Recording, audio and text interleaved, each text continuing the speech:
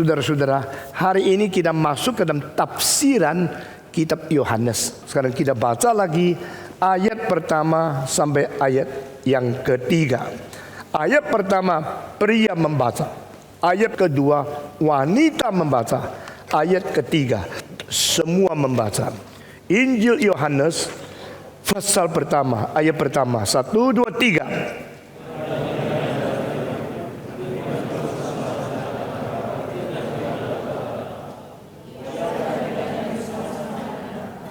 Segala sesuatu dijadikan oleh Dia, dan tanpa Dia tidak ada sesuatu pun yang telah jadi dari segala yang telah dijadikan.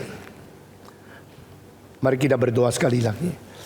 Berkatilah dan hidupkanlah kesadaran kami secara rohani, sehingga kami yang sudah terus diikat dan dibatas oleh pikiran duniawi, pada saat ini Tuhan lepaskan kami dan bebaskan kami untuk mengerti hal yang lebih penting dari semua peristiwa terjadi sekitar kami, dan masuk ke dalam makna sesungguhnya Injil Yohanes. Pakailah hamba-Mu yang hina ini. Dalam nama Yesus Kristus kami berdoa. Amin. Antara 20 sekian kebudayaan terbesar yang pernah muncul dalam sejarah manusia, hanya 3 kebudayaan yang membicara tentang firman, membicara tentang logos. Dan ketiga kebudayaan ini, 2 di Asia, 1 di Barat. Saudara yang sudah terlalu tercandu oleh Barat, sudah terlalu dibiuskan oleh Barat, sadarlah, agama yang agung, tidak ada satu yang tidak dihasilkan dari benua Asia. Saudara-saudara, sekarang Barat harus mulai mengetahui keterbatasan mereka, dan pengaruh Timur mulai melanda Barat. Di dalam 3 kebudayaan ini, 2 kebudayaan yang agung adalah kebudayaan Cina dan kebudayaan India. Ketiga barulah kebudayaan Greka. Tapi jangan lupa, waktu kebudayaan Greka muncul pada permulaannya justru bukan di Eropa tapi di Asia. Karena apa? Ketiga bapak daripada filsafat kuno Greka itu tempatnya bukan di Greka tapi di Asia Minor, yaitu di kota namanya Miletus. Nah, Miletus atau Miletus, ya, bakmi yang letus gitu ya, betul-betul meletuskan filsafat, dan itu namanya Milesian School. Milesian School menghasilkan 3 orang yang membicarakan pada mulanya itu apa sih? Sebelum segala sesuatu ada, itu ada apa? Nah, ini adalah permulaan menyelidiki dengan spekulasi otak manusia tentang hal di luar diri manusia. Tetapi spekulasi ini bagaimana hebatnya, pemikiran bagaimana dalamnya, hasilnya bagaimana sistemnya, tetap bertitik tolak dari manusia sebagai subjek yang memikirkan tentang alam semesta sebagai objek, ya kan? Sehingga anything as a result of human creative mind is derived from the starting point of man. Men speculate, men imagine, men discuss, men observe, and then men make conclusion. Where are this universe come from? Dunia dari mana? Silakan bicara, jawabannya 50 atau 5.000. Toh semua jawaban berasal dari pikiran manusia. Sehingga semua teori akademis dan filsafat hanya merupakan hasil daripada manusia yang terbatas. Kalau begini, bolehkah kita percaya? Semua teori manusia yang paling hebat ternyata banyak kelemahannya. Ini kali Lehman Brothers dan seluruh ekonomi yang anjlok ancur-ancuran, ya, Iceland menjadi begitu miskin, sudah menjadi ice yang no land. Saudara-saudara, itu semua karena apa? Karena berada di dalam satu teori ekonomi yang terbukti tidak kuat. Dan teori itu adalah teori yang sudah ditahayuli, dipercaya oleh Barat berpuluh-puluh tahun, dan akhirnya jebol. karena menciptakan bubble economical system. Sistem bubble, sistem ekonomi yang tidak tahan lama. Dan ini begitu turun langsung mempengaruhi akan Australia, mempengaruhi Inggris, mempengaruhi Prancis, mempengaruhi Italia, mempengaruhi Jerman, dan mempengaruhi Iceland, mempengaruhi akan Norwegia, mempengaruhi semua negara barat, dan juga mempengaruhi akan Tiongkok, mempengaruhi Taiwan, mempengaruhi Hong Kong, Singapura. Saudara-saudara, orang seperti Bill Gates sudah kehilangan hartanya 40%. Orang seperti Warren Buffett sudah kehilangan hartanya 35%. Di dalam berapa hari? Kenapa? Karena sistem ekonomi yang dipercaya sebagai satu ketangguhan yang mungkin tidak bisa jatuh, itu ternyata teori dari beberapa orang penting. Keynes, teori dari Friedman, dan teori daripada Alan Greenspan. Saudara-saudara, ini semua orang kalau satu kali hacu, seluruh dunia goncang. Satu kali dia batuk, bumi getar segenit. Tapi orang-orang yang sudah mendapatkan Nobel Prize yang mempengaruhi seluruh ekonomi, teorinya ternyata tidak benar. Teorinya tidak bisa diandalkan. Sehingga kalau kira-kira 19 tahun yang lalu teori daripada Karl Marx hancur, ekonomi dari semua negara daripada yang menerima komunisme, Marxisme, semua bangkrut. Sekarang teori daripada Friedman, Keynes, Greenspan ternyata juga tidak menjamin. Sehingga manusia mulai sedikit goncang, mulai memikir, bolehkah kita bersandar diri sendiri, hanya kembali kepada firman Tuhan, engkau mendapatkan pangkalan yang tidak berubah. Kira-kira tahun lalu saya pernah berkhotbah, di dalam satu bagian saya mengatakan kutipan dari kalimat Plato. In this changing world, can we have something stand which is unchanged? In this immutable world, can we hold on something which is immutable? In this temporal world, can we hold on some principle which is unchangeable, immutable, and forever and ever, eternal world. Nah, ini kalimat dimunculkan daripada mulut seorang Plato yang 2400 tahun yang lalu, yang sangat memberikan inspirasi kepada setiap zaman. Jangan main-main. Hanya satu buku yang mengatakan God is unchanged forever and ever. God has no shadow of moving. God is forever and ever stable and consistently never change. Hanya satu buku, yaitu kitab suci. Orang Kristen yang dianggap bodoh oleh orang ateis adalah orang yang sudah menemukan bijaksana bukan dari manusia, tapi dari Tuhan. Orang manusia menganggap diri hebat dan menghina Alkitab adalah orang menjual diri tanpa kesadaran. Mereka terlalu arogan, terlalu merasa diri hebat, dan sekarang seperti company Lehman Brothers bisa hancur seperti hari ini. Tak ada orang bisa tolong mereka. Mereka yang tadinya uangnya begitu banyak, hidungnya menuju ke angkasa, begitu hujan langsung sakit influenza. Saudara-saudara, sekarang mereka semua sudah tunduk. Mereka merasa diri tidak tahu apa-apa. Inilah dunia. Dunia ini berubah. Dan di dalam seluruh sejarah dunia ini, memang filsafat itu menganut dua jalan. Satu jalan, kalau mungkin ada yang menjadi prinsip kekal yang tak berubah. Kedua, segala sesuatu berubah, kita harus mengetahui dengan lincah semua dalil perubahan itu akan mengakibatkan langkah selanjutnya itu apa. Nah, ini namanya The Book of Changes. Di dalam bahasa Tionghoa namanya I Ching. Ching itu kitab, kitab perubahan. The Book of Changes, the Bible of the Changing World. Ini sudah ada 2700 tahun yang lalu. Jadi sebelum Konghucu hidup di dalam dunia, sebelum zaman daripada yang disebut autumn and itu Chunqiu, summer and autumn period, after that followed by the warring period, philosophical blooming, itu sudah buku namanya Book of Changes. Di dalam Book of Changes ada 8 prinsip digabung dengan 8 prinsip, akhirnya interact satu dengan lain menjadi 64 cara perubahan. Pak, liu se si gua. Akhirnya dimengerti oleh orang biasa. Pakwa. Saudara tahu pakwa?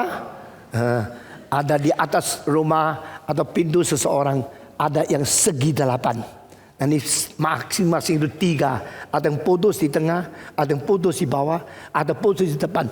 Permainan 8 itu terus putar-putar. Dan di tengah itu ada satu bundar yang dibikin begitu luas menjadi separuh. Satu hitam, satu putih. Yang hitam dotnya putih, yang putih dotnya hitam. Pernah lihat tak? Itu namanya pakwa, ya. Tahu pakwa? Yaitu 8 kali 8 itu 64 perubahan. Sebenarnya ini sekarang menjadi tahyul. Taruh di situ supaya setan tidak masuk. Taruh di situ supaya hoki lah, begitu ya. Tapi sebenarnya filsafat itu pada 2600, 2700 yang tahun yang lalu. Itu adalah satu filsafat untuk mengenal dunia yang berubah. Nah pada saat yang sama Kongfucu membicarakan kalimat itu. Jiawo wushi zhu yi xiu yi su ke mian da guo ye. Saudara-saudara tidak pernah tahu akan Chinese culture. Sayang sekali dong. Itu adalah one of the most important culture in the world. Dan sekarang sebenarnya sistem Barat mulai hancur, sistem Tiongkok mulai berkembang. Besok Tiongkok akan menjadi raja ekonomi seluruh dunia. Karena apa? Karena ada suatu tradisi yang dulu dilupakan oleh Barat dan dulu tidak dijalankan oleh Tiongkok. Sekarang mulai dikelola kembali. Karena apa? Ekonomi prinsipnya cuma 2. Pertama, bagaimana menciptakan harta. Kedua, bagaimana memakai dan mendistribusikan dengan baik. Sekarang Amerika sudah hancur. Menciptakan harta tidak lebih cepat daripada menghabiskan harta. Baru cuan $5 sudah kredit card $50. Pasti besok menjadi miskin kan. Tapi orang Tionghoa bukan demikian. Kerja berat, makan jangan ngomong. Tidak boleh banyak bicara. Sudah cuan banyak, tidak boleh pakai. Uang yang simpan yang banyak, ya pasti kaya dong. Itu namanya apa? Bocornya ditutup, sumbernya dibuka, mana bisa tidak kaya? Ya. Nah orang Amerika tidak ngerti ini. Pokoknya sumbernya dihabisin dulu, lalu bocornya tidak ditutup. Akhirnya jadi kolaps. Ya. Ini satu pelajaran yang sederhana sekali. Tapi orang Amerika, khususnya pemuda, sudah tahunya kredit card. Akhirnya kena cut sendiri. Dan dia tidak bisa keluar lagi dari situ. Kedua, harap tidak usah kerja, bisa dapat uang banyak. Caranya main saham. Jadi kamu anak muda ya, kalau mau jadi anak gua, kalau mau jadi anggota saya, dengar baik-baik. Jangan sembarangan pakai kredit card. Kecuali sudah buntu mati. Minta kredit card bantu. Sesuai itu cepat-cepat bayar habis. Supaya tidak kena bunga yang banyak. Bank itu paling senang lu pakai uang terus lalu bayar. Dan itu bunganya terus diambil. Paling senang. Maaf ya orang-orang pemilik bank. Saya bikin lu nanti dah laku jadinya. Nah saudara-saudara, kita pemuda-pemudi tahu cari uang susah. Jangan sembarang pakai uang. Meskipun papa kaya, bilang sama papa, saya tidak mau uangmu, saya mau cari sendiri. Saya mau belajar bagaimana berjuang. Obama hari ini bisa sukses, itu kasus yang sedikit sekali. Pada waktu dia sekolah mau dibantu, dia bilang no, I want to fight myself. I do not need to be help for my own study. Nah pemuda kayak gini itu yang mempunyai darah sedikit kebudayaan Tionghoa. Meskipun orang Kenya ya, saudara-saudara sekalian. Nah inilah akan memutar balikkan dunia ini. Nah saudara-saudara, pada 2600 tahun yang lalu, Kongfucu mengatakan, tambahlah umurku kalau diizinkan. Tidak tahu dia ngomong sama siapa ya. Sama engkongnya sudah mati, atau sama papanya, sama Tuhan, atau surga, atau tikong, saya tidak tahu. Dia bilang, Jiawo wushi, tambahlah 5 tahun atau 10 tahun untuk memperpanjang umurku.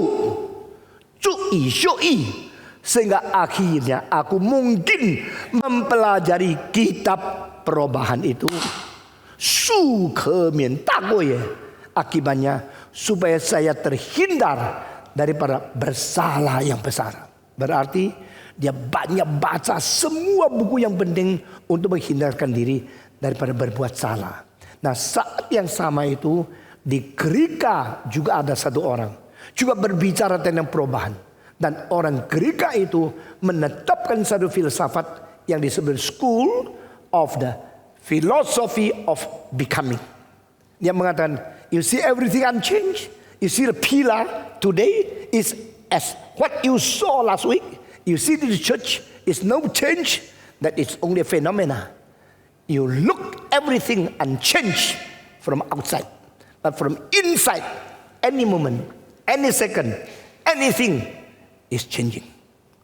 Demikian juga engkau melihat seorang, aduh sudah lama dah lihat lo, aduh engkau dah robah lo, seneng ya. Apalagi cewek 10 tahun dah lihat, engkau aduh cik sudah 10 tahun dah lihat, masih awet muda lo. Dia bilang aduh makan es krim gua gitu ya. Seneng sekali kan. Lain kali kalau orang bilang sama engkau, cik engkau dah robah-robah lo, dah tua-tua lo, masih awet lo. Jawab sama dia, very nice to hear but not true. Syairmu bagus, istilahmu bagus, tapi buat tahu bahwa sudah robah, mana bisa robah? Tadi datang dengar khotbah, nanti jam 7.30 engkau pergi. Di dalam 2 jam ini you sudah robah. Ada sel yang mati, ada yang sel baru. Saya setiap tahun kondak itu konser. Lalu saya kalau sudah dibikin DVD saya lihat lagi. Baru tahu loh, di dalam 5 tahun gua jadi tua banyak loh. Gua baru sadar dulu gua ganteng sekali loh. Sekarang sudah berubah. Karena apa? Everything is changing. Maka orang yang mempunyai penemuan the philosophy of becoming di Tiongkok itu adalah I Ching. Nggak tahu penulis siapa, tidak diturunkan. Tetapi di Barat juga ada I Ching, the Book of Changes, yang menemukan filsafat ini namanya Heraklitos. Heraclitos.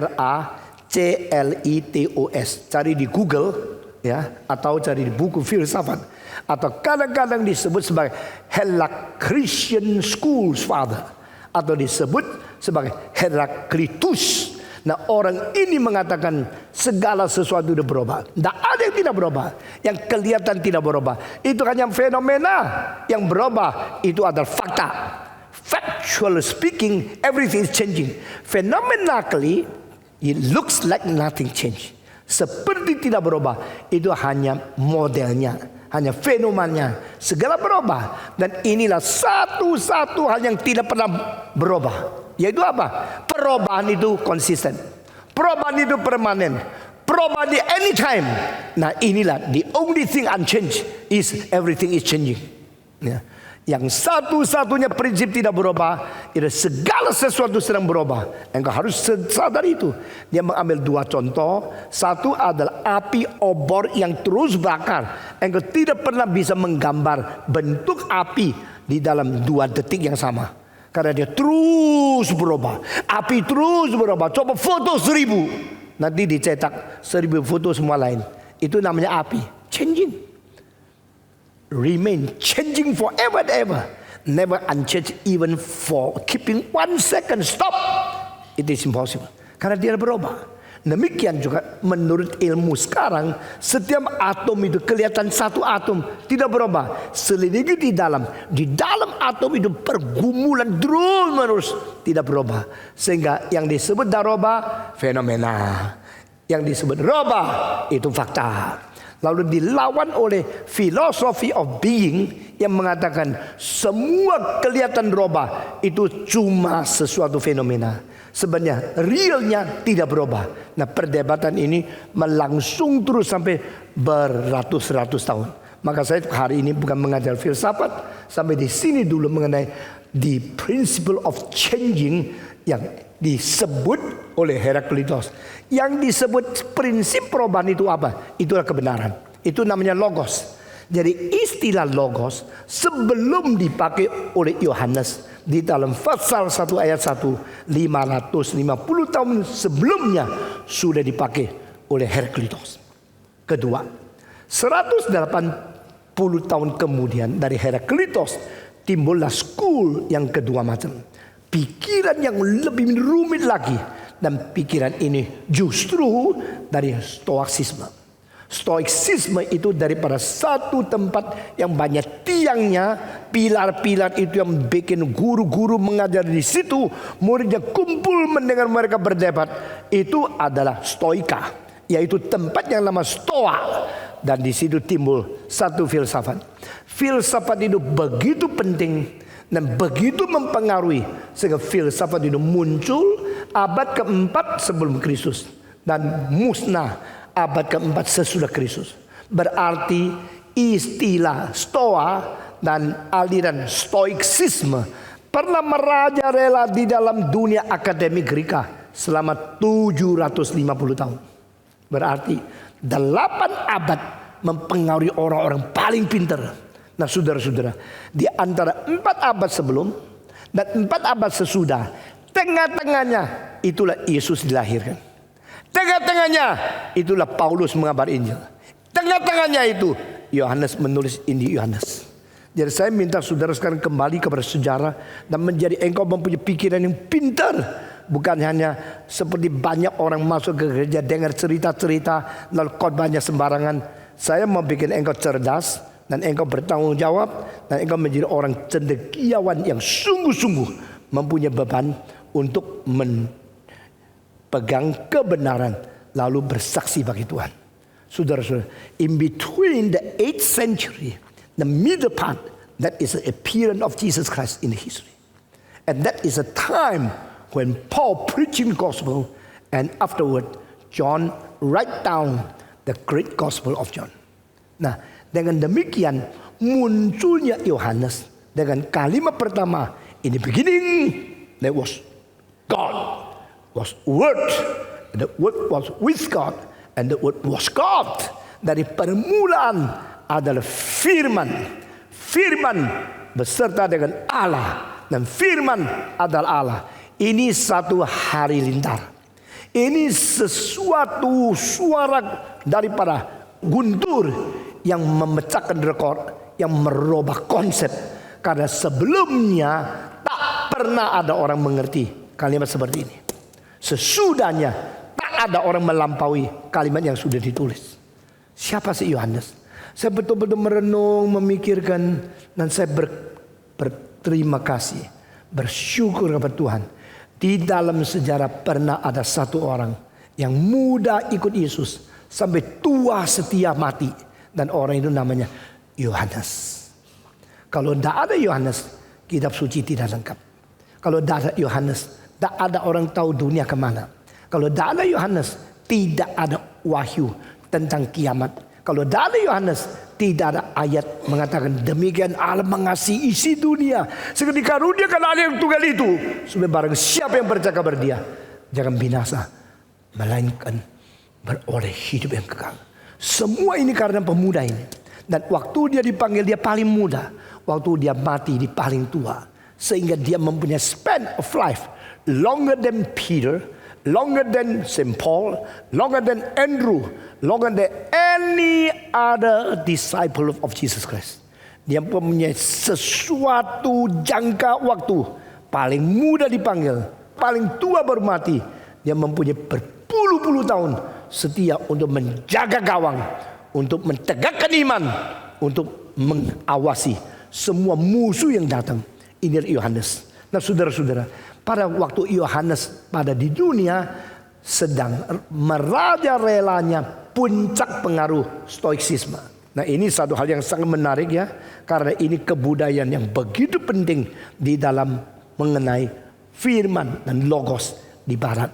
Dia mengatakan bahwa dunia ini terbentuk dari dua unsur. Unsur pertama unsur pasif, unsur kedua unsur aktif. Unsur aktif, unsur lembut. Unsur aktif tidak kelihatan. Unsur yang pasif itu kelihatan. Unsur yang pasif itu berbentuk fenomena tetapi ada bendanya. Berarti materi, batu, kayu, itu pasir, laut, air yang kita jama, yang kita pegang, yang kita lihat. Semua ini unsur pasif. Tetapi dunia kalau hanya ada tanah, kalau ada pohon, kalau ada batu, tapi tidak ada orang yang menikmati, tidak ada pikiran, yang pasif selamanya pasif. Maka perlu ada yang aktif menangani yang pasif. Ada yang aktif menghargai yang pasif. Ada yang aktif mengelola yang pasif. Maka dunia ini ada lapisan-lapisan. Lapisan paling bawah itu paling kasar. Itu namanya materi. Lapisan paling tinggi itu namanya pikiran. Pikiran tidak kelihatan. Pikiran memikirkan tentang benda. Pikiran merenungkan tentang kayu, tentang apa, tentang batu, tentang tanah, tentang geografi. Saudara-saudara, pikiran kita bisa memikirkan tentang dunia. Dunia bisa memikirkan tentang pikiran kita. Tidak bisa kan? Jadi yang di atas menguasai yang bawah. Yang tidak kelihatan lebih penting dari yang kelihatan. Orang yang cuma lihat yang kelihatan, tapi tidak peduli yang tidak kelihatan, orang itu mirip sekali sama binatang. Karena binatang tidak mau memikirkan yang tidak kelihatan. Ada binatang mengatakan, mari kita percaya kepada Tuhan. Meskipun dia tidak kelihatan. Tidak ada. Dia cuma mana cari makannya. Ada tulang ayam di mana ya? Itu binatang. Nah, kalau kamu hanya memperhatikan yang kelihatan dan tidak peduli yang tidak kelihatan, kamu binatang yang model manusia. Maka stoiksisme mempengaruhi kebudayaan Greka luar biasa besarnya. Dia mengatakan, tanah itu pasif, tetapi rumput itu aktif. Maka rumput itu kecil-kecil, tanah besar, tidak apa-apa. Yang kecil bilang, ayo, vitamin saya ambil, bahan yang penting saya ambil. Akhirnya dari tanah menjadi rumput, ya. Tanah yang tadinya kuning menjadi hijau, ya. Tanah yang tadinya tidak mungkin dimakan, kalau makan sakit perut, sekarang kalau makan rumput bisa mengobati sakit perut. Coba percaya, itu kucing-kucing tidak pernah cari dokter kan? Cari rumput kan? Betul nggak? Ya, jadi di sini tanah itu pasif, rumput itu aktif. Tanah itu tidak bisa apa-apa, rumput yang mengelola dia. Sudah rumput kelola, selesai jadi rumput yang bagus. Sekarang datanglah kuda, tak makannya, up. Sudah dimakan, maka kuda aktif, rumput jadi pasif. Ya, kalau rumput itu lebih aktif dari tanah, maka kucing lebih besar daripada rumput. Macan lebih aktif daripada kucing. Akhirnya dunia ini yang paling aktif di atas itu siapa? Manusia. Kenapa? Manusia meskipun kecil-kecil badannya bisa membunuh gajah yang gede-gede. Ya. Gajah bagaimana gede, manusia bilang, aku tidak takut sama kamu ya. Karena kamu sama aku lebih aktif, kamu lebih pasif. Dari manusia, bawahnya binatang. Bawahnya binatang, tumbuh-tumbuhan. Bawah tumbuh-tumbuhan, rumput-rumput, atau itu hal-hal yang kecil-kecil yang masih hidup. Bakteri yang kecil. Nah, di bawah itu baru ada tanah. Nah, dunia ini terbentuk dari dua lapisan. Lapisan pasif itu materi. Lapisan aktif itu hidup. Hidup ada yang berperasaan, ada yang berkemauan, ada yang berasio pemikiran. Dan paling tinggi itu pikiran. Kenapa manusia pikir? Orang stoiksisme mengatakan karena manusia ada bibit pikir. Pokoknya lu manusia, pasti engkau pikir. Manusia tidak pernah pikir apakah dia manusia. Mari kita pikir, ya, saudara-saudara. Kalau dia adalah manusia, pasti dia pikir. Karena dia manusia. Maka kenapa manusia pikir? Karena manusia adalah manusia. Kenapa manusia adalah manusia pikir? Karena ada benih pikiran di dalam pikirannya. Benih pikiran di dalam pikiran, apa artinya? Yaitu artinya itu. Jadi apa ya nih ya? Nah, jadi ada pikiran yang bikin pikiran. Waktu saya berpikir, saya pakai pikiran saya untuk berpikir. Waktu saya pikir sesuatu, maka sesuatu dipikir oleh pikiran saya. When I am thinking something, I am the subject thinks about something to be taught. Ya, kalau begini, saya pikir bagaimana mikrofon ini bisa berfungsi. Waktu saya lagi pikir, saya subjek, ini objek.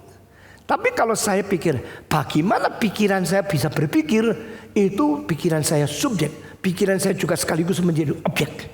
Kalau begini, manusia kenapa bisa pikir? Jawaban stoiksisme, karena benih pikiran ada di setiap manusia. Kalau ditanya, benih itu dari mana? Benih itu memang ada. Memang itu apa? Ya itu karena memang. Susah jawab ya. Jadi benih itu ada di manusia, maka manusia bisa berpikir. Manusia pikir apa? Manusia pikir dengan semacam cara yang akhirnya namanya logika.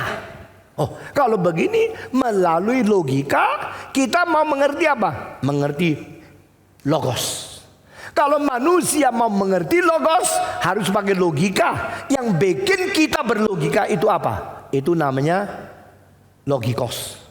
Nah, sini mulai menemukan satu daya tarik ya. Logos, logikos, dan logik. Logikos itu firman kecil. Logika cara untuk mengerti firman.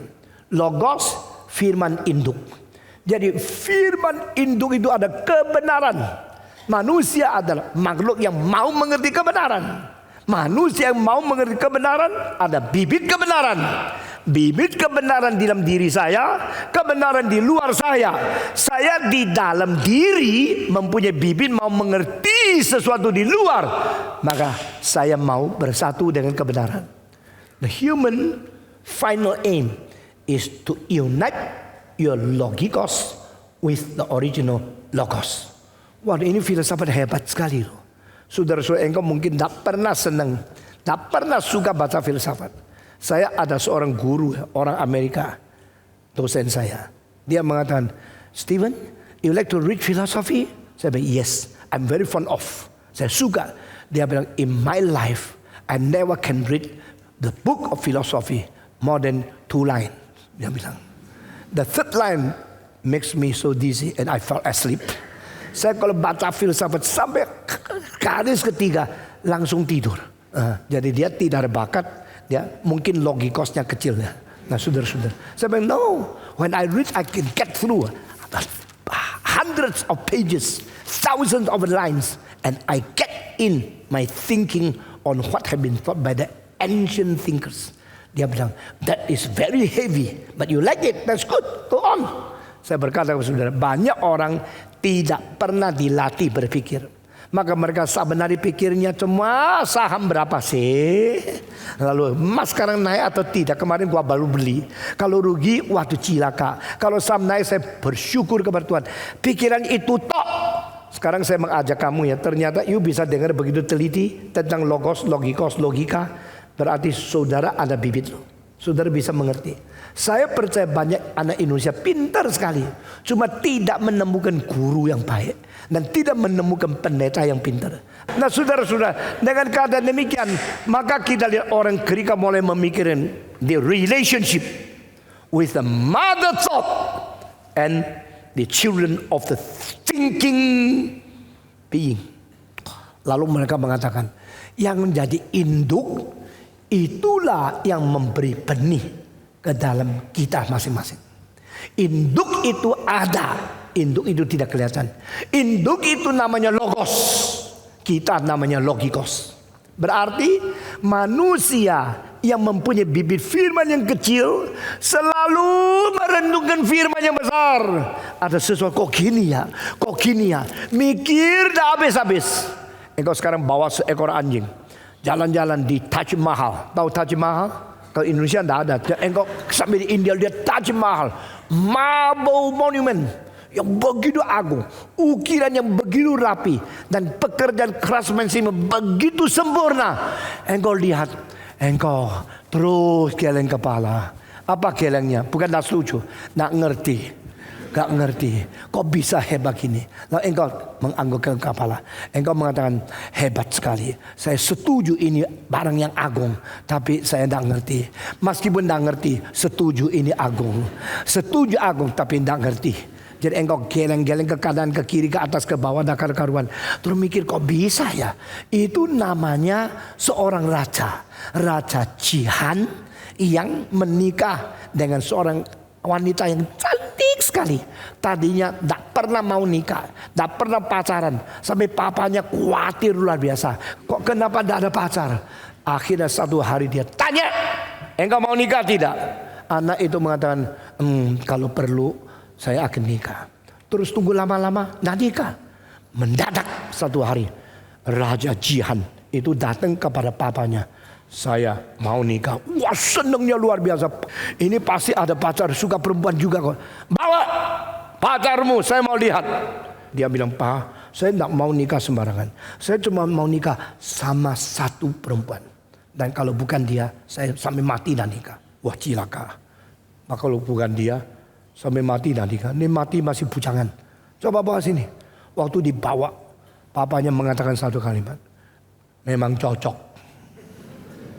Mukamu bagus, muka dia cantik. Umurmu sama umur dia beda berapa tahun? Cocok.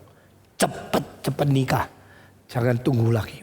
Wah, papanya senang, anaknya lebih senang. Ya. Sesudah nikah itu terus saben hari anak keluar. Ya. Saben tahun satu. Kadang-kadang 1 tahun 2. Karena baru Januari lahirin, Desember lahir lagi. Tidak pernah orang begitu akrab seperti 2 orang ini. Itu Jihan dengan istrinya daripada Raja Mogul. Itu terus di dalam berapa tahun melahirkan 13 anak. Satu hari waktu dia pergi ke tempat lain bawa istrinya. Di tengah-tengah jalan istrinya lahirkan anak. Waktu lahirkan anak mati. Wah, itu satu-satu orang paling dicinta oleh dia. Kekayaan seluruh dunia ganti dengan perempuan yang dia cintai. Dia tidak mau. Setelah istri mati, dia sangat sedihnya, seperti jantungnya dikoyak-koyak, jiwanya dirobek-robek. Dia sangat sedihnya. Dia mengambil keputusan, saya akan bangun Taj Mahal, kuburan terindah di dalam sejarah manusia, untuk mengkuburkan nyonyaku yang ku cinta ini. Akhirnya untuk membangun Taj Mahal, dia memperalat 200.000 orang, bekerja berat lebih 10 tahun untuk satu kuburan. Itu namanya the greatest story of love in the history.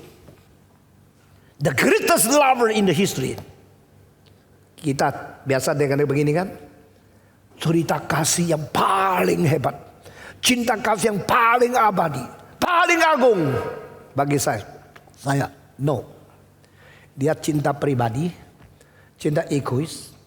Demi mencintai istri yang sudah mati, dia suruh orang bekerja siang malam, tidak kasih kesempatan untuk mengasuh.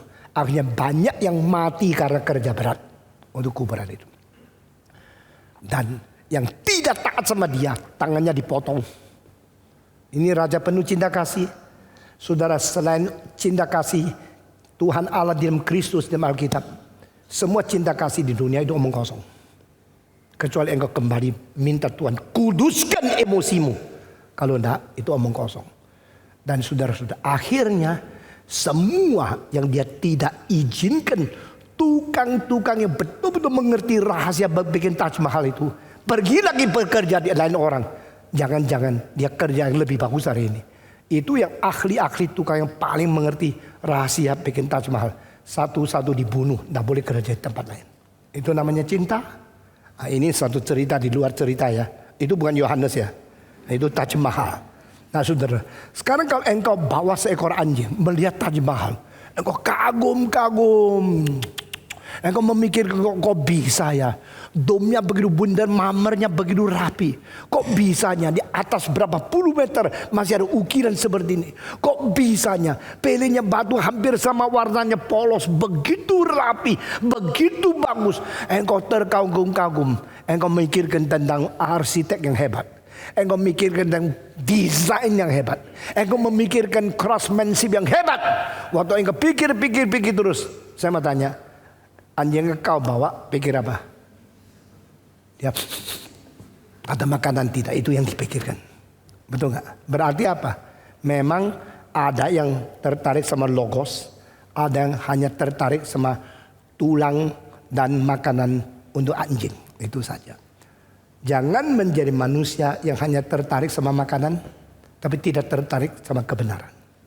Engkau bersyukur kepada Tuhan kalau engkau bisa masuk gereja seperti ini, bisa mendengarkan firman-Nya menggugah pikiranmu, mengingatkan kembali kau adalah manusia yang dicipta oleh Tuhan. Jangan main-main, saudara-saudara.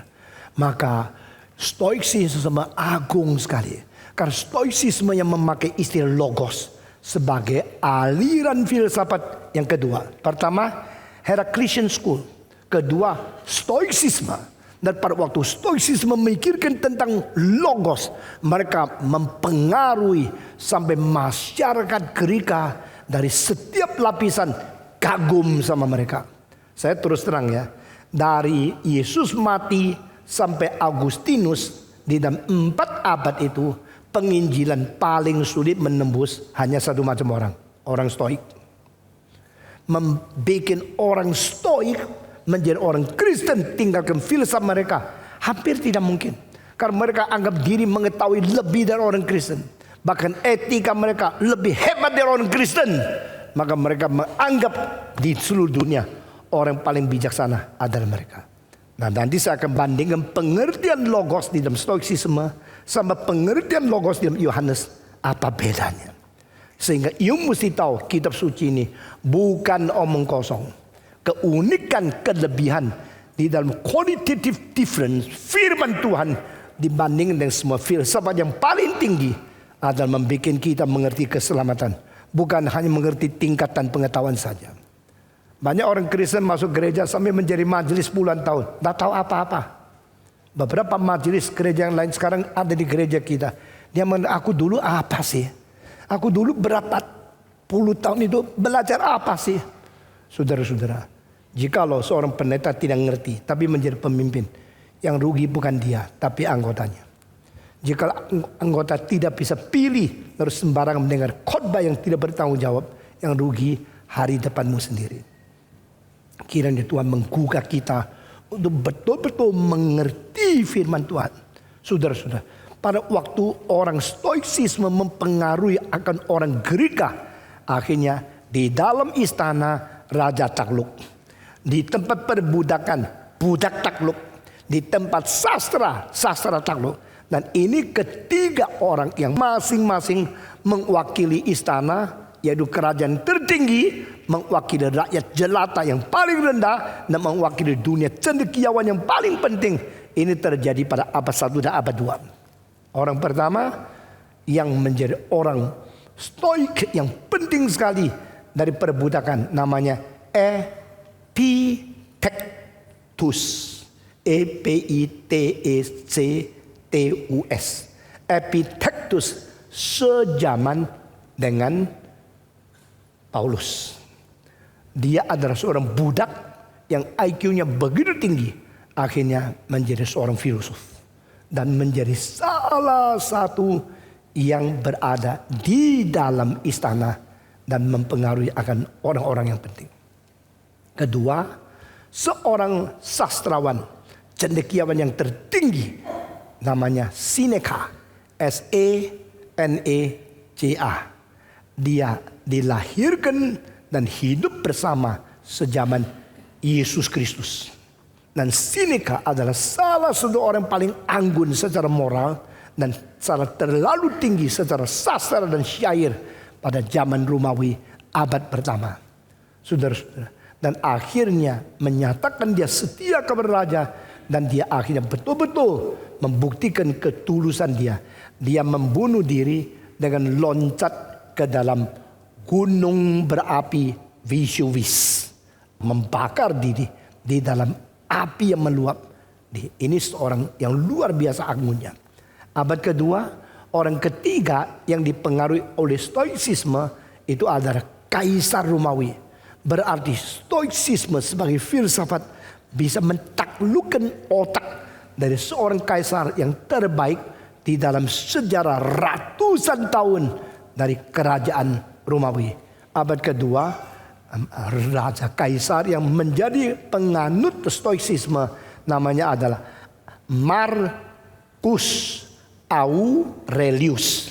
Saudara kalau sekarang pergi di museum di kota Roma yang namanya Capitoline Museum, itu di tempat piasa tengahnya ada seorang kaisar yang naik kuda dengan jenggot yang berkeriting terus sampai di sini, yang mukanya penuh dengan bijaksana. Itulah patung daripada Marcus Aurelius. Dari orang, dari raja, dari budak, dari cendekiawan seluruh negara dipengaruhi oleh Stoicisme. Stoicisme hebat sekali. Dan Stoicisme yang mengatakan logos itu ada. Dan logos itu induk. Logikos itu ada. Logikos itu fragmen. Siapa saya? Saya sebagian kecil yang kena ciprat logikos di sini. Maka saya pikir logos. Siapa you?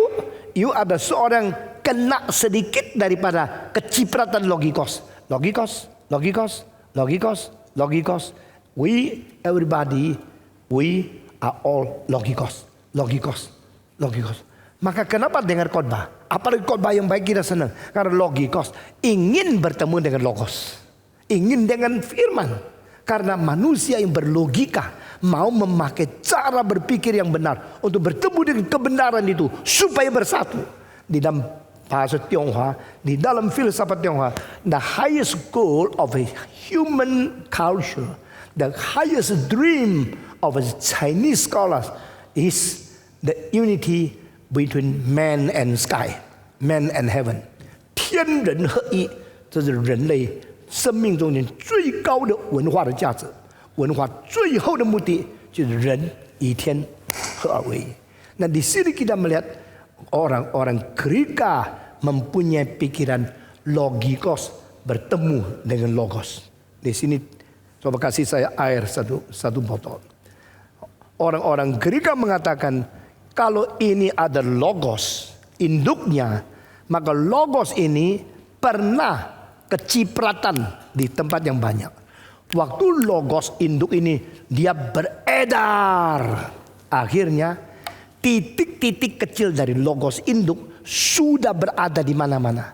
Dan sebagian yang kecil ada di dalam pikiranmu. Sebagian ada pikiranku. Maka kalau saya lihat musik yang agung, saya pikir kok bisa ya. Engkau lihat Taj Mahal, engkau pikir kok bisa ya. Tapi anjing kalau lihat, tidak ada yang bisa dimakan, dia pergi. Karena apa? Anjing, kamu logikos. Jadi logikos itu berarti fragmen kecil yang keluar dari induk besar. Lalu saya seumur hidup mikir tidak habis, mikir tidak ngerti. Pada satu hari, kalau saya mati belum mengerti bagaimana, tidak apa-apa. Karena Stoicism mengatakan, if you finish your life here, you still do not understand logos, be calm down, because you will automatically united after death with your mother, with induk. Dengan otomatis kita akan bersatu dengan induk kita, yaitu logos yang besar itu. Jadi manusia kalau mati, jangan takut, pulang ke bapak, pulang ke ibu. Ibumu itu apa? Logos yang besar itu. Nah inilah surat yang dari Marcus Aurelius kepada saudaranya. Jangan khawatir, saya sebagai kaisar, saya tetap sama seperti orang lain. Tidak lama kemudian saya akan mati. Tolong, waktu saya mati, jangan nangis. Ini bukan satu hal yang sedih. Karena aku hanya kembali ke ibuku, kembali ke logos, itu saja. Jadi ini filsafat satu. Kedua, filsafat Tiongkok. Filsafat Tiongkok memikirkan tentang logos, tapi tidak ada pertemuan kecuali ide bersatu dengan langit. Dan filsafat Tiongkok muncul kalimat logos di dalam Tionghoa namanya Tao. Tao itu apa? Itu menjadi bahasa Indonesia tahu. Lu tahu enggak? Tahu. Tahu apa? Tahu-tahu. Mengerti tahu, mengerti logos. Nah di dalam bahasa Tionghoa, tahu. Apa itu namanya tahu? Mengerti. Mengerti apa? Mengerti logos. Maka mengerti logos itu satu taraf tertinggi di dalam hidup manusia yang mencari kebenaran. Dia boleh bersatu dengan kebenaran yang asli, yaitu tahu. Ni知不知？知。知什么？知道。Mengerti apa? Mengerti. Mengerti apa? Mengerti firman. Tapi firman apa ya? Di dalam seluruh sejarah Tiongkok, khususnya zaman Warring Period, 战国时期, dan sebelum 战国春秋时期, itu filosof-filosof berkembang persis dan lebih duluan, kira-kira 150 tahun dibanding zaman Socrates. Jadi sebelum Greka memperkembangkan pikiran filsafat yang bersistem begitu banyak, orang Tionghoa pada waktu 150 tahun sebelum orang Greka membicarakan tentang ini, Tiongkok sudah muncul. Dan pertama yang muncul itu adalah seorang yang lebih tua dari Konghucu. Siapa namanya? Lao Tzu. Orang Jakarta tidak ngerti Lao Tzu, cuma tahu ada Kang Lao Tzu. Di Jakarta dekat Krekot situ ada satu jalan kecil namanya Kang Lao Tzu. Lao Tzu itu adalah seorang filosof yang dikagumi luar biasa oleh Confucius. Maka Confucius mengaku, saya tidak mungkin mengerti firman surgawi. Itu terlalu sulit. 夫子之信以天道不可得而闻也。I have no way, I have no method, and I have no technique to understand the logos of heaven. My nature and the understanding of logos is something cannot be reached, cannot be understood. So it is impossible for me to know about the logos. Lalu Konfusius mengatakan apa? That is the reason we try to understand something lower than the heavenly logos. That is human ethics. Maka kenapakah Konghucu dan ajaran Tiongkok menjadi sistem etika yang paling rumit dan paling tinggi di dunia? Karena dia tidak tahu bagaimana mengerti firman Tuhan. Dia cuma tahu bagaimana merenungkan hubungan manusia. Dan apakah yang disebut sebagai hubungan manusia? Konfusius mengatakan 5 relasi di dalam masyarakat. Di dalam masyarakat di mana manusia ada manusia, manusia ada manusia, ada manusia berada, tidak mungkin luput dari 5 relasi. Pertama, raja dan pejabatnya. First, the relation between the king and his governors. Kedua, the relation between the parenthood and the children. Relasi antara bapak dan anak. Ini kedua. Di mana saja, Amerika kah, Turki kah, Indonesia kah, Madura kah, atau di mana Filipina, sama. Presiden, pejabat itu ada relasinya. Papa, mama sama anak di rumah ada relasinya. Ini adalah relasi kedua. Ketiga, relasi antara suami dan istri. Di mana ada masyarakat pasti ada pernikahan. Di mana pernikahan pasti ada papa dan mama. Lalu suami bagaimana menghadapi istri. Istri bagaimana kepada suami. Dua-dua sama tingginya, berkelahi tidak habis-habis. Dua-dua sama rendahnya, keluarga tidak ada kepala. Satu kepala, satu ekor, harus ada yang taat, ada yang perintah. Maka istri taatlah suamimu, suami pelihara istrimu. Itu menjadi sesuatu dalil selain Alkitab di dalam kebudayaan Tionghoa. Namanya Fu Qi Zidao. Keempat, relasi keempat di masyarakat itu apa? Relasi antara saudara dan saudara. Kalau raja pada pejabat itu lain derajatnya. Kalau papa mama sama anak lain derajatnya. Suami sama istri derajatnya sama tapi ordonya lain. Kalau saudara sama-sama, cuma umurnya lain lagi. Ini keempat. Kelima, relasi antara sahabat dengan sahabat. Jadi, Juncheng, Fuzi, Fuqi, Kunzong, Pengyo. 5 relasi ini akhirnya ditanya sama muridnya. Untuk 5 relasi ini, ada kalimat apa yang menjadi dalil kita jalankan seumur hidup? Konfusius menjawab, hanya 2 istilah. 忠恕之道而已. Relasi itu hanya 2 prinsip. Pertama, yang bawah harus setia kepada yang atas. Pejabat setia sama raja. Anak-anak setia sama bapakmu. Yang menjadi istri jangan berselingkuh. Setia sama suamimu. Yang menjadi saudara setia dengan persaudaraan. Yang menjadi kawan setia dengan persahabatan. Kedua, su, yang atas ke bawah penuh lapang dada, pengertian, toleransi, pengampunan dan penampungan. Jadi raja harus mengerti akan pejabat, harus toleransi ke pejabat, harus mengasihi dan mengerti kelemahan pejabat. Papa mama Harus tahu kelemahan anak. Harus toleransi, harus sabar, harus menampung, harus mengerti anak. Suami harus mengerti istri, harus memperhatikan, harus memelihara baik-baik. Kawan dan saudara sama.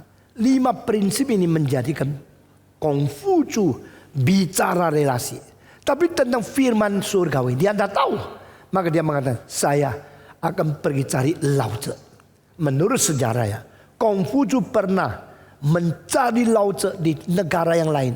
Dengan melintasi gunung rimba dan pohon dan hutan, sungai. Dan perjalanan yang jauh sekali. Dia mencari. Sudah ketemu sama Lao Tzu. Dia ditanya, you cari saya untuk apa? Saya mau mengerti firman. I want to understand logos. I want to understand the truth of the universe. Lao Tzu lihat dia. Dia tidak bisa ngerti. Ini murid apa ya? Baru mau sekolah sudah ditolak. Baru mau tanya sudah dibilang tidak bisa. Bagaimana maksud guru besar? Kenapa engkau mengatakan kalimat ini? Lao Tzu mengatakan, 去直至交代银子，否则你不能明道. Kalau engkau tidak kikis habis aroganmu. Kalau engkau tidak membuang niatmu yang kurang sungguh-sungguh, tak mungkin engkau mengerti firman. Wah, saya kaget loh. Kalimat itu cocok untuk setiap zaman. Ada orang datang ke gereja, main-main, lihat cewek, bukan mau dengar firman. Sampai mati nggak ngerti firman Tuhan. Dibaptiskan juga percuma. Jadi anak pendeta menjadi pendusta. Kenapa? Tidak pernah minatnya. Jadi Lao Tzu melihat Kongfu, yuk guru besar kan? Yuk filosof paling terkenal kan? Dan sekarang saya kasih tahu, engkau mau cari kebenaran melalui saya, engkau tidak bisa dapat. Kecuali sikapmu jangan sombong. Kecuali attitude-mu jangan kurang bersih. Kalau motivasi hatimu sedikit kotor, sikapmu menganggap diri cukup hebat, you will cast away, overthrown, you will never understand what is the truth. Wah, Kongfucu bukan marah loh. Banyak orang kalau dengar khotbah yang tidak enak marah kan? Kongfucu diginiin tidak marah loh. Dia pulang dengan terima kasih. Sampai di tempat dia sendiri. Melintasi gunung, rimba, sungai, padang belantara. Kembali kota sendiri. Murid-muridnya tanya dia, engkau pergi lihat Lao Tzu ya? Engkau dapat apa? Pelajaran apa? Saya dapat pelajaran tentang attitude. Jadi tidak dikasih tahu ini. Semua orang sekolah mau cepat-cepat dapat kredit kan? Hah? Tapi Lao Tzu tidak kasih kredit. Lao Tzu kikis habis ibu punya tongkat. Modelmu mau sekolah di sini. Lu kira kuasa apa? Kan ada model sebenarnya comong gini. Engkau mau tahu apa? Nggak mungkin tahu. Waduh, dia kaget. Dia pulang dia bilang sama murid, kalau bicara tentang burung, saya tahu sarangnya di mana, terbangnya gimana. Bicara tentang ikan, saya juga ada pengalaman dia mereka bagaimana berang. Bicara tentang naga, aku tidak tahu dari mana dan dia kemana. Hari ini saya ketemu Lao Tzu, sebenarnya ketemu naga. Jadi Kongfucu rendah hati sekali, mau tahu firman. Itu sebab kalimat-kalimat yang paling penting dan filsafat Kongfucu ada dia mengaku dia tidak bisa mengerti firman. I cannot understand logos. Jikalau satu pagi saya mengerti firman itu apa, malam itu mati pun aku kamguan. Tahu kamguan? Aku rela. If someday at the morning I can understand the logos, even that evening I have to die, I am willing. I am ready. Ini filsafat Tiongkok, saudara-saudara. Dan dia mengatakan satu kalimat, Dao Zi Bu Ke Xu Li. So-called logos, so-called the universal truth, that is something we cannot depart from it even for one moment. Tak ada satu detik kita boleh hidup tanpa bergabung dengan firman. Firman yang menjadi pendukung hidup kita. Artinya itu. Nah, hari ini sampai saya di sini, ya, yang kurang satu sedikit, di berapa menit bisa selesai, yaitu India. Minggu depan kita teruskan. Nah, setelah tahu 3 ini dengan jelas, balik lagi engkau menemukan Yohanes cara mengerti firman lain sekali. Kita membaca lagi ayat 1 sampai ayat 3 semua. 1, 2, 3. Pada mulanya adalah firman. Firman itu bersama-sama dengan Allah. Dan firman itu adalah Allah. Ia pada mulanya bersama-sama dengan Allah. Segala sesuatu dijadikan oleh Dia. Dan tanpa Dia tidak ada sesuatu pun yang telah jadi dari segala yang telah dijadikan. Mari kita berdoa. Berkatilah kami, beri kesadaran kami, beri keinsyafan kepada kami. Berilah pencerahan Roh-Mu yang kudus untuk memberi pengertian kepada kami yang diberikan bibit untuk mengerti firman. Sehingga kami rela kembali kepada Engkau sebagai induk firman ya Tuhan. Berkati kami. Apa yang sudah diuraikan penuh dengan kelemahan. Karena hamba-Mu penuh kebutuhan, penuh kebodohan, penuh kekurangan. Itu sebab selain perkataan yang sudah kami ucapkan, tambahlah bijaksana kepada setiap manusia yang Kau cipta menurut peta dan teladan Allah. Setelah kebaktian ini selesai, dengar doa kami. Dalam nama Yesus Kristus, penebus dan juru selamat kami yang hidup, kami sudah berdoa. Amin.